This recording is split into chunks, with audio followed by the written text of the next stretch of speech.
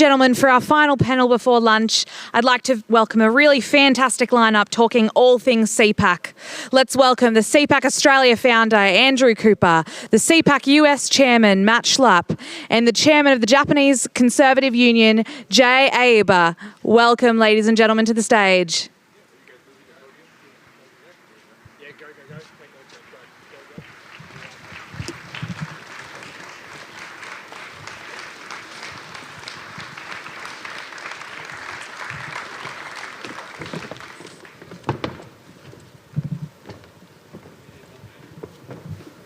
Now, Matt, before we start, was it your idea to put Matt Whitaker, who said a few things about bad things about libertarians, and then we put a libertarian on next? Is that your idea? Matt Whitaker's pretty tall. He used to be a football player. You should be careful with what you say, it's interesting because I think you all understand, which is, although America is not a parliamentary system, we have two major parties. We all have to work together, even when we have some philosophical differences or policy differences, because certainly in America, we can see the consequences when the communists take over.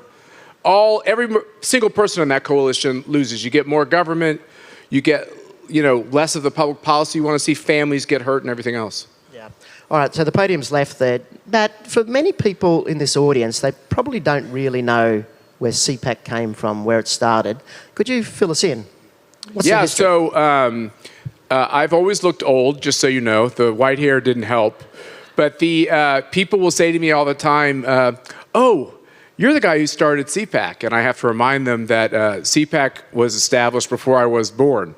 I'm the first chairman of the CPAC to be born after its founding. And it's an interesting thing with this question of what, the back-to-back speeches you just had, which is the intellectuals in America, William F. Buckley being one of them, certainly wanted to make sure that people understood why limited government and constitutional principles, strong families, values, why that was important. We used to say three legs of the stool: cultural conservatism, strength in foreign policy, and smart economic policies.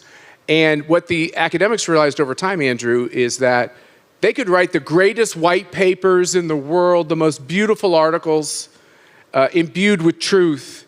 And when you lost the election over and over and over again, or you put in these, what we say in America, rhino Republicans, these soft conservatives. Well, I don't know what your term is here for that. Lino. Lino, okay. We have rhinos, you have linos. That if you keep losing the elections, you'll never make any progress. So those intellectual leaders got together with the political leaders and said, let's create what was called the American Conservative Union, which we now just call CPAC. Why don't we create an organization that can do both educate people on the policies that matter and go out there and win in these elections? Yeah, so you didn't answer the question. When did it start? Oh, and sorry about that. So I'm sure you've heard of Barry Goldwater, conservative senator from Arizona who got the Republican nomination in 1964, once again before I was born, and that was the lightning bolt. The first time a conservative, in a long time anyway, in the modern context, was able to get the Republican nomination. Now, he went on to be destroyed by Lyndon Baines Johnson, but it was out of that loss that conservatives got smart and said, we can pick a conservative, but if they lose the general election, it does no good. Why don't we have a group that gets out there and figures out how to win a general election? And the personification of that was someone I call Saint Ronnie, but the great President Ronald Reagan. The great President Ronald Reagan. Yeah. And that was about 50 years ago, right? Yeah, well, Reagan, it went from 64, the creation of ACU, to Ronald Reagan getting that nomination after 3 attempts and winning in 1980. Yeah. So the first startup CPAC since then was, of course, CPAC in Japan. Yeah. And perhaps, Jay, you can explain your experience with, starting CPAC in Japan, what the conservative landscape looked like in Japan then, and what it looks like now, and has CPAC made a difference? Okay. CPAC を日本で始める前の状況というのは、ちょうど多分50年代のアメリカに非常に似てたと思うんですね。それはもう保守がいろんな団体があって、でそれぞれがみんなこうなんだろう、自分たちがボスみたいな感じでバラバラ。それに対して左翼リベラリズムは非常にこう一致団結していて、もう本当にこう負けそうな感じになっていたと。これがまず CPAC ジャパンを始める前の日本の状況でした。So to start off, before CPAC Japan was started, the conservative movement in Japan was very fractured, it was very ununited. And that was a big problem because the left within certain political parties and the left within the country started to win because we weren't united. Conservative Party being fractured and not united. Never seen that before. それと全く同じです。でそれに対してやっぱり僕にとっては ACU のこのアメリカのやり方をモデルにしてCPAC を通じて政策の違いはいろいろあるけれども大きなアンブレラを作って、でその中でいろんな保守の勢力が団結してリベラリズムを打ち負かすと、この動きを日本で2017年から始めたんですね。ちょうどアメリカではトランプ政権が誕生してからです。And so I looked at what they were doing in America. I wanted to copy the American conservative union model. And I believe that even if our policies are slightly different, we need a large umbrella to make this movement work so that we can unite and defeat the left, defeat what we would call liberalism. And so we started CPAC Japan in 2017, right around when President Trump had just taken office.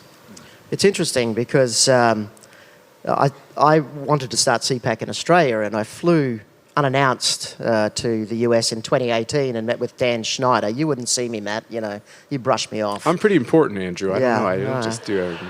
Yeah, and Dan Schneider, CEO of ACU, surprised me. Firstly, he let this strange Australian in that he'd never met before. Within an hour and a half meeting, we had hammered out a handshake agreement, which we both honoured. Both organisations have honoured. And but the other thing that surprised me, they go, "There's already a CPAC running in Japan." I go, "What? I thought we were going to be first." And, Yeah. So it was. Can I say something there, Andrew? As we're all standing here, I noticed one thing, a commonality between us.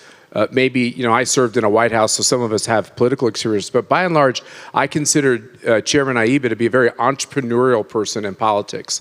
I know that's what your background is too. You come from the world of business, being creative in business. I've never run for office, and I consider myself somebody that loves politics, but also kind of hates it at the same time and wants to bring business principles. So so many of you have said to me, how can you make a difference in America, in Australia? I always say, pray for America. Some people like that answer. Some people, it's almost like not enough. They're like, well, that sounds trite. But what I really think we need to do, if conservatism, limited government, people who believe in human freedom, if we're to be successful, we have to take these lessons we learn in the private economy in our private lives, and we have to infuse them into the political class, which has almost a paint-by-numbers approach. And I think that's one of the reasons why we're doing well. Well, we have to do that. Could you imagine if we left the running of the global economy up to Washington and Canberra? Do you have a swamp, equivalent swamp in Japan? もう日本もだから今政治家になってる人たちがですね、経済がわからない人たちがもう2世3世でなってる人がいっぱいいるので、増税すれば国はうまくいくというふうに誤解している人たちがいて、本当に国民は迷惑していると、こんな状況です。Yeah, absolutely. The politicians in Japan, for the most part, are second or third generation legacy politicians. They've never run a business, and they don't know how to run the economy. They just think if they increase taxes, things will get better. And they're actually a burden to the Japanese people. It's kind of like having... That kind of sounds like Hunter Biden running your country. I don't know if I like that. It also sounds very libertarian, them being a burden as well. So I must say, though, and I'm not sure whether you agree, Jay and Matt, but you said you would never be a politician. I certainly wouldn't be, and I don't think you've got any aspirations to be a politician. I think it's the most difficult job in the world, and I think you've met a lot of politicians here. I think we should probably show them a bit more respect, because that job is a hell of a job. That's a terrible job. The abuse they get, and I think if they're in you should give them a pat on the back. I agree. Yeah. I'll tell you one job that is harder than running for office, including in Australia. And I will agree with you. Like, I always leave a CPAC event in another country being so inspired by the political leaders that take all the heat. But can you imagine someone that had a tougher job? My wife was the communications director to Donald Trump. She had to read tweets. She had to go through all of these attacks. You would admit that was a pretty tough job. Yeah, that's a tough job. What's the social media? What's the cultural sort of attitude towards using social media to attack politicians? Does that happen in Japan, or is there a cultural difference there? アメリカと同じ、これもじゃあすごいデータがあるんですけど、ツイッターがね今 X に変わってイーロン・マスクになったからいろんなことを発表してくれるんだけど、去年1年間で世界の政府機関から検閲削除を依頼された国で一番表現を削除してくれと多かったのが日本だそうです。とんでもないでしょ。So yeah, we criticize our leaders on social media too. Japan uses Twitter a lot. Now it's called X. Thanks to Elon Musk freeing it up. But before that, Japan was actually the #1 country of censorship happening on things like Twitter. Tweets being deleted, things being suppressed. Yeah, Alex Sandich will speak about that, or has spoken about that. Matt, we've run out of time, but perhaps you've got the first 2 international CPACs here. I know there have been others, and I know there's aspiration. There's one in particular in Europe that I know you're very excited about, which we hope comes to fruition. Perhaps you can just explain to everyone, what we're doing with these international CPACs and what your aspiration is. Yeah, so I just don't get worried. We're not globalists, okay? We're not trying to... I'm not here from America, and I'm not here to help you. That's not our goal. Our goal is almost a little bit out of desperation. We look at what's happening. We look at what's happening in America, and we're like, how come we're slipping so fast? And how come all the international connectivity that's going along around the globe is to destroy your children and your grandchildren, destroy your schools, make you reliant on the regime in Beijing, all the things we don't want, right? Empower the social media oligarchs and the rest. And so we started with Jay. It was Jay who started this, not me. Jay is the one who said, I'm going to start to do this in Japan. Jay had the vision to have a CPAC in Japan. And so what we're trying to do is collaborate with each other, not only put on a great conference and learn from each other, but also we have a lot of conversations, and the politicians we work with, about what's working in our country and what you should try. So as much as the World Economic Forum guys, the Davos guys, and everyone else, they're colluding to destroy everything that you hold dear, you ought to know that there's people on the other side, a little less funded, okay, fine, but we're a lot more handsome and smarter, and we're working on that on the other side. And what I would like to do is invite you on this voyage with us. If you want to come to America, I know it's a long flight. I know because I'm about ready to get on one of those long couple of flights. But please join us. And if you want to come with us, whether we're going to Brazil, which we're going to be going to, Mexico City, we're going to be going to, Japan in December, I'll let you invite them. I'm not going to invite them to that. But whether we're going to Korea, or we're talking about Italy, where Prime Minister Meloni has spoken at CPAC twice, and she's a fabulous star on the international stage. So if you want to travel with us, come with us and be on this voyage, because I'm not someone that is going to try to overly sell you, but I'm telling you there's a pushback coming from ordinary people all over the globe against these globalists. It looks like they're going to crush us, but I'm telling you, because of people like you, we're not going to let it happen. Yeah.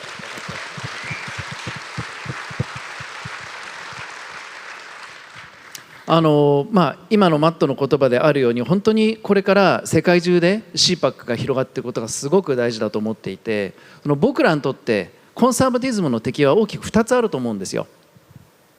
So just like Matt said, this is a really important fight, and we are having to fight against this. And I think there's 2 main opponents to conservatism. 一つは昨日ゴードンちゃんも繰り返し指摘してきたように、もう本当に勢いのある敵として中国、これが一つですね。Like Gordon Chang, my friend said yesterday, China is one of those enemies. でもう一つの敵は、これは歴史的に根深い敵。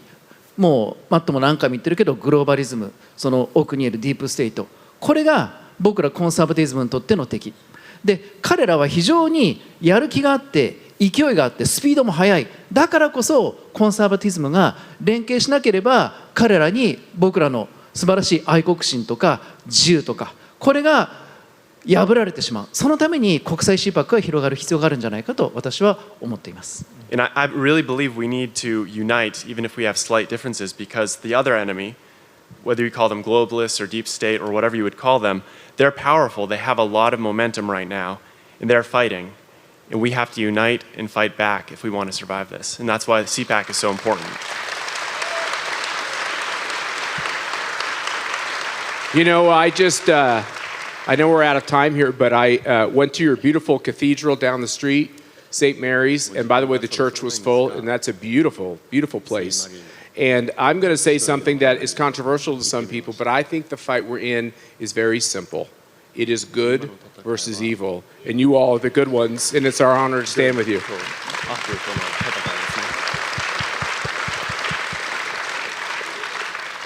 I think we'll leave it at that. I just want to once again please thank Jay Aeba of Japan, Matt Schlapp of the great United States of America, and Matthew, thank you for interpreting. Enjoy your lunch. We'll see you after that.